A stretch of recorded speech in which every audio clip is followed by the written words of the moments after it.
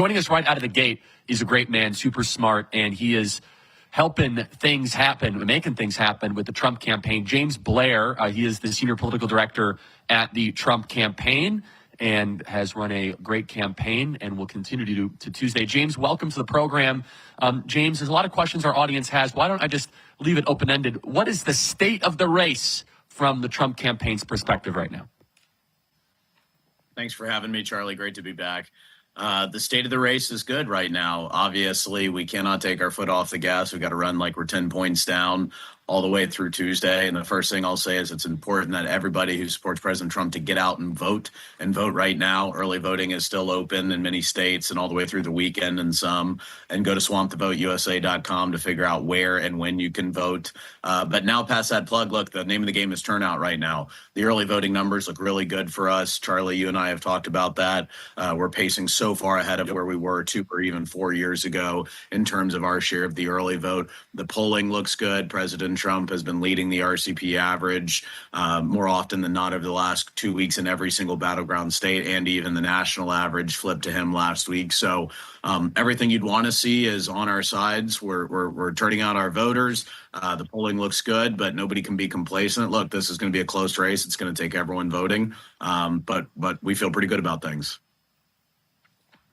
Yeah, and so this is a turnout operation right now. And James, can you talk about that? And the president did amazing yesterday with the whole garbage truck thing, because you want attention, you want eyeballs, and you want to try and drive people out to the polls.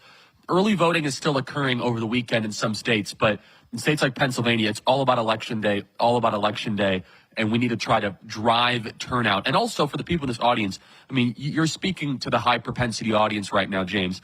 They need to find other disengaged voters and be a force multiplier. I just want to paint a picture, James, and it's not a leading question, but if we have record turnout these next couple of days, if our base averages to find one other inactive voter, let's say 1 out of 10 of our voters find one more inactive voter, what does that look like Tuesday? Run through the statistical analysis if we drive turnout and we just go completely nuts these couple days.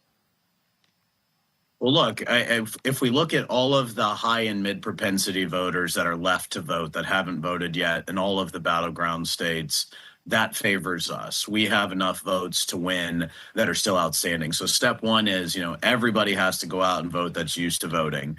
But then those of you that are super voters and used to voting, you've got to find somebody that doesn't vote in every election.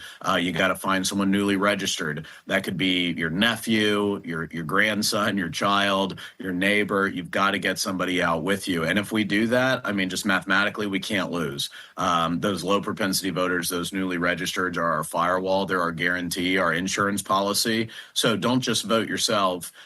Help us buy insurance, help us guarantee victory. That's what I would say. I mean, the math is there that if everybody did that, it's just impossible to lose.